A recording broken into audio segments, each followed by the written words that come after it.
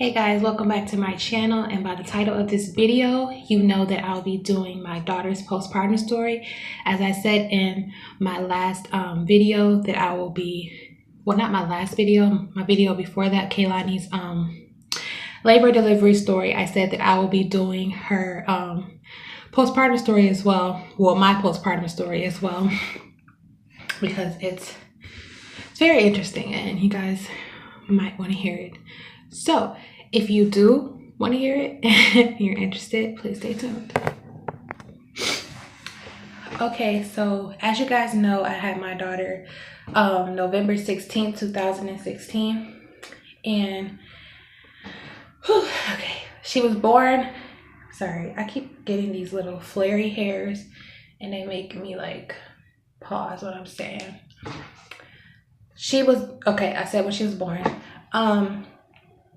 And I believe like a week or so after I had her is when my complications started. So as you guys know, in my last video, I mentioned that I went home after a day because I didn't know that you were supposed to stay 3 days.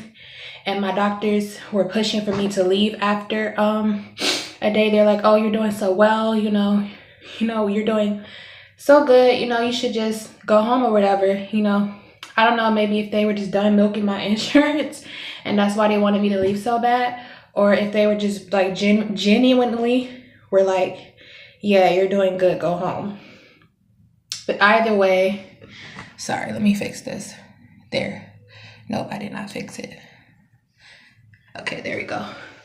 But either way, that's what happened. I went home the day after I had my daughter. And immediately when I went home, I felt good. I didn't feel like, oh, sorry, I thought my phone stopped recording. I didn't feel like sick or anything. I was sore, of course, because I just had a baby and I had stitches. So, that was normal. So I heard that was normal. Sorry, this looks nappy. And, okay.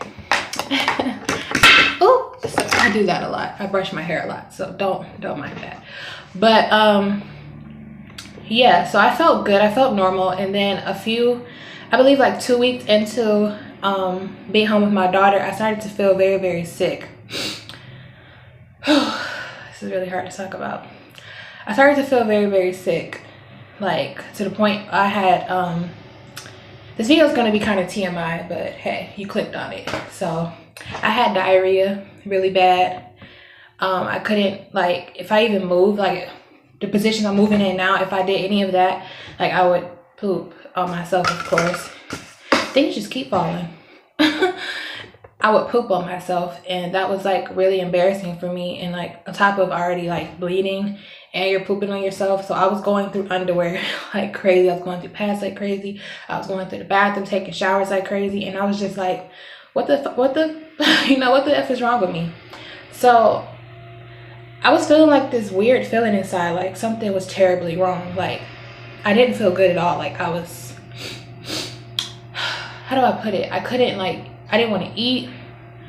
I couldn't really sleep. I couldn't like function. Like my brain wasn't functioning right. And I just kind of felt off. You know how it feels when you just feel off. And so I was telling my boyfriend, like, something's wrong with me. Something's wrong. Like, I don't feel good. I remember laying in the bed with him and I was just crying. And he's like, it's going to be okay. Maybe you just have a cold. Maybe you're just sick. And I'm like, no, this does not feel like sickness. And it was like really like sharp. When I say sharp freaking pains in my stomach, like it felt like I was having contractions times 10. Like, I'm going to just keep it G with y'all. Contractions times 10. And I was like, this don't feel normal. Like I'm having really bad stomach pains. I can't keep anything down. I'm pooping all over myself. And it was just like, it wasn't normal. Like, this is not normal. And of course, him being a guy, he doesn't know much about, a woman's body. So he doesn't know what I'm going through. He's just trying to, be optimistic, which I appreciate. And so this went on for a couple of days. I had just let it pass. I said, maybe I'll be okay.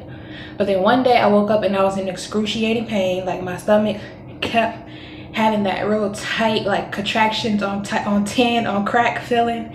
And I'm just like, I can't do this no more. Like I was literally laying on the living room floor, like I can't do this anymore. It hurts so bad. I keep freaking using the bathroom on myself. I don't know what the freak I'm gonna do. Like, I can't go on like this. I can't take care of my daughter. I could barely even get out of the bed. I was crawling out of the bed crying to make her a bottle. Like, literally, I was in tears crawling out of the bed to get her a bottle when he was at work. I'm like, I can't do this. When you go to work, I can hardly even get myself out of bed. So I can't go on like this. Like what if there's something seriously wrong with me and I could, you know, and I die? Like, because that's how I was feeling inside. Like, what if I die and I'm in here by myself with my daughter? So I called the ambulance. I'm about to get emotional. I called the ambulance and they came and they got me. And I had to take my daughter with me because there was nobody here to watch her. Her dad was at work. Everybody that I knew were working or far away. All my family, you know, they lived far. My mom was working. Nobody could get my daughter at the time for me. So I had called a friend of mine who I had been venting to about my daughter being constipated. And I asked her, I was like, I'm taking my daughter to the hospital with me. But if you could, you know, could you come and get her and watch her while I'm in the hospital? Because I don't know how long I'll be here, and I don't know when her dad, well, I know when he's gonna get off work, but I need someone to watch her until then. So I had to take my daughter in the ambulance with me. I'm sorry, I say things weird. And we get to the hospital. I'm still in excruciating pain, and they get me to triage. They check me, and not check me, they just give me an IV. They start hooking me up to stuff. They start asking me questions, asking me like how old is she, blah blah blah, you know, all the stuff they ask you, like how long postpartum are you, basically. And I told them like I had her like 2 weeks ago. Excuse me 1 second, my daughter's crying. Anyway, sorry, like I was saying, my daughter was crying for me. But here we go with the flyaways. Get out of my face. Anyway, yeah, so my daughter was there with me. They're asking me how long postpartum. And I told them I had her like 2 weeks ago, and I've been feeling all these pains, and I described to them that I'm having diarrhea. Like, I'm describing them how the pain feels, and they're just like, what the hell? Like, and they're telling me like, you don't look good, like you look really bad. Like, my face was washed out. Apparently to them, they kept saying I looked washed out. Like, I looked like, basically like I was fucking dying. Sorry for the cursing, but I looked like I was freaking dying. And so they're like, we need to get you into a room immediately. And they didn't have any rooms available at this point because the hospital that I had her at, of course, they are always freaking busy. They never have freaking rooms. So they had me in like a little triage room in the hallway for the longest. And I remember I was texting the girl that's supposed to, shout out to you, girl. I was texting the girl that's supposed to come get my daughter. And then I call her a girl. She's my friend. I'll call her my friend. A friend that's supposed to come get my daughter. I was texting her. She was on her way. And finally, they wheeled me back to a different triage room. That makes sense. And that's when they started to actually diagnose the freaking problem and figure out what was wrong with me. And she was back there with my daughter. She was helping feed her and stuff until she knew if I was going to be admitted or not. So they checked me down there to make sure everything postpartum was healing. And come to find out, there was very, very big blood clots inside of me. Like, the way he described it, they were like, if you can see that, they were like that big. And it was like a lot of them inside of me. And they didn't know why or how I still had blood clots in my system. But that's basically what was making me really, really sick. And on top of that, I had a bladder infection that was not treated. And so the bladder infection was affecting my blood. So that could have been what was clotting me really bad. But I don't know. But also there was just stuff left inside of me from when I gave birth to my daughter. And it made me really, really sick, basically. It gave me diarrhea and all that other stuff that I had. And on top of that, I had a bladder infection. So my kidneys were effed up. I had blood clots. I was sick as hell. I had diarrhea. And I was in all sorts of pain and all sorts of agony. And I was just Like the pain wasn't even just physical, it was mental and emotional, because I didn't get a chance to bond with my daughter or breastfeed her or anything, because I had to be immediately admitted, of course, because they're not going to send someone home who has giant blood clots and a freaking bladder infection and, you know, in their system. So they told her that they're admitting me. So she took my daughter, and that was a really tough day for me. They took my daughter, and she took my daughter and she took her home with her, and she was going to be, you know, babysitting her until her dad got off work, until we could figure out how long I was going to be there, basically. So I hate being emotional because I just did my makeup. And so yeah, they moved me back into my official room after they dug all the, you know, it's kind of gross, but after they got all the blood clots out of me and got my IV and stuff started, they wheeled me to my actual room. Well, it took a while for them to wheel me to my actual room. I'm just telling you guys like what happened, you know, but just know everything happened like hours and hours and hours and hours and hours and hours apart. Okay, I'm not exaggerating. Like it took hours for them to give me a fucking room. So I got my room, and I'm in there, and they come in, they start telling me all the stuff that's wrong with me. Like my potassium was low, my electrolytes were low, my iron was low, like extremely low, to like it was definitely low. Like if I didn't come in and get treated soon, I was probably gonna end up passing away in my sleep. So that was not fun to hear, but that was just the naked truth. And so I'm glad that my gut did tell me to call the ambulance when I did, because if I didn't, I could have potentially passed away in my sleep.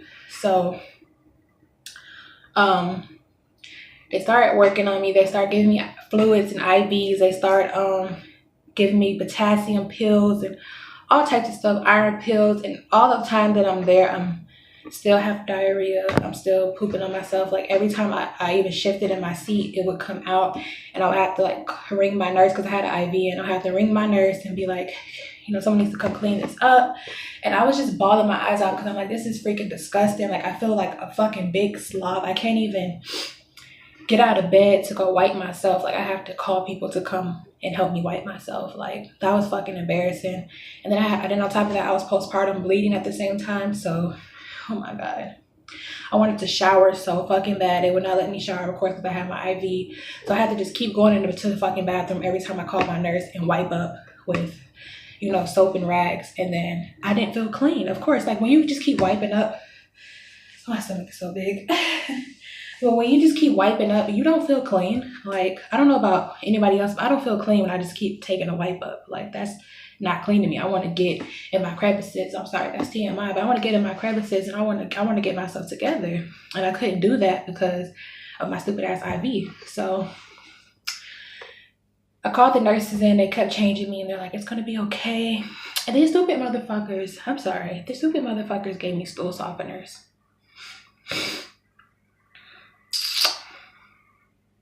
I'm already have fucking diarrhea, and you want to give me something that's going to make my diarrhea come out even more liquidy than it's already is. Are you stupid? Are you dumb? Like what? I kept telling them I don't want to take any more stool softeners. They're like, you need some, I'm like, no, I don't. I have fucking diarrhea. Why would I need a damn stool softener? Anyways, so yeah, after a while, I was texting my family, letting them know, you know, what's going on. Once I finally found out everything, I told my boyfriend and stuff, and everybody was, of course, sad and like, oh my God, we didn't know you were going through all this. Like, this is crazy. And sorry, I'm fixing my makeup. You know, basically, you know, like, we're praying for you and all that. And it felt good to have people actually give a fuck, you know, about me. So that was good. And yeah, I was in the hospital for, I believe, I don't want to say the wrong number. I think I was in the hospital for like 2 weeks, a week and a half, and then they sent me home. That was the worst fucking week and a half of my life. Oh my God. So in order for me to be able to go home, my electrolytes and my potassium had to be, and my iron and all that had to be at the levels it was supposed to be at. So they kept giving me all the potassium pills, and of course they were working, but my electrolytes was the only thing that was not effing working. So I came up with the bright idea, because I'm like, I'm not staying here no freaking longer. I came up with a bright idea to order some Gatorade, because the Gatorade has electrolytes in it. I called down to the cafeteria and I'm like, I need something with a lot of electrolytes that helps with your electrolytes. And they're like, we have Gatorade. I was like, perfect. Give me some freaking Gatorade. I drunk like 3 of them bad boys. They came in like a few hours later to check my electrolytes, and homegirl was discharged, okay? I got my discharge papers and I was like, hell to the motherfucking yeah. I get to go home with my baby. Like, I was missing her so much. I get to go home with my baby, with my family, my man. You know, I ain't got to be in this hospital hooked up to no IVs. I can take me a shower. I can get myself together, like all that. So I get home and I'm back with my family. I'm back. Just, I could breathe. Like, it felt really freaking good to be home with my daughter and my child's father. It just felt really, really good. And I was happy as heck. I was still kind of sick. So of course I was still taking antibiotics and stuff because of my bladder infection was still there, of course. So they were clearing out my bladder infection. But other than that, you know, after all the stuff I went through in the hospital, I was like, it's just crazy how like you can feel when something's just not right. And even though people try to convince you that you need to like chill out, like you're good, like stop worrying, it's like that gut feeling don't never leave you. You're like, no, something ain't right. I know my body. I know when I'm good, and I know when I'm not good, and I'm not good. So I'm glad I didn't listen to my child's father and be like, okay, he said I'm good, so I'm good. You know, I'm glad I did listen to my gut, because I could have not been here today for my daughter if I didn't. So yeah, that's that. And I'll be doing another video about my postpartum depression, because after being in the hospital and being away from my daughter for those 2 weeks, my milk dried up and I was not able to breastfeed her or bond with her really. So when I got back, it was very hard to bond with my daughter because I didn't have, okay, how do I put this? You know how people have that moment where they're like, oh, when you were first born, I just knew it was just so magical, and we just bonded right off the back, and we're just like, became the best of friends. I didn't have that feeling with my daughter. Like, I didn't hate my daughter. I didn't like dislike her. Of course, I love the fuck out of my daughter. I didn't have a bond with her. I would just keep it like that. I did not have a bond with her, and it was very hard to bond with my daughter because she cried a lot. She didn't really want me to hold her at first. Her dad was the only one that could hold her and keep her calm. And that really, like, I guess that's what really started to trigger my postpartum, was the fact that I felt like I didn't have a bond. Not postpartum, yeah, postpartum depression. That's what triggered my postpartum depression, because I felt like I didn't have a bond with my daughter. I felt like she didn't like me. And of course, being a mom, being a new mom, you're like, my child doesn't even want me to hold her. But when her dad holds her, she's good. Like, I'm mom. I'm always going to, I'm always home. I'm always going to be here with you. But you're going to go to him. And I took that kind of personal, and it made me really sad. It made me feel like I wasn't a good mom, So it triggered a lot of emotions, and I started to get really down about myself. I started to doubt myself as a mother. I started to feel like, what if she doesn't like me? What if she's never going to like me? Like, it was just so many different emotions. I know that sounds silly when people say that, like, what do you mean she's your daughter? Of course she's gonna like you. But like, y'all don't, if you've ever had postpartum depression, then you probably know how I feel or where I'm coming from when I say like, I thought she wouldn't like me and stuff. And so I'm like, this is crazy. Like, what am I gonna do? Like, I'm not a good mom. She doesn't like me. I can't get her to stop crying. I can't even go to sleep at night because she keeps crying. I don't know how to console her, but her dad can get her to stop crying. Like, it felt like, it was just so many different emotions I felt. And so my postpartum started to kick in. And I'll talk about that in another video because I am running out of space on my camera. That's why the video stopped and I had to start another video. But yeah, I'll be doing another video about my postpartum depression. And this video was just about the part when I had to go to the hospital for the, you know, the sickness I had. So I'll be doing a part 2. This is part 1. So if you want to stick around for that video, just don't forget to comment, like, and subscribe to my channel. Also, check out all my other videos on my channel. I know they're not really that exciting, but I'm getting there and I'm getting better. So, yeah. If you guys like this video, like I said, give it a thumbs up and share it if you want. And I'll see you guys in my next video. Thank you for watching. Bye.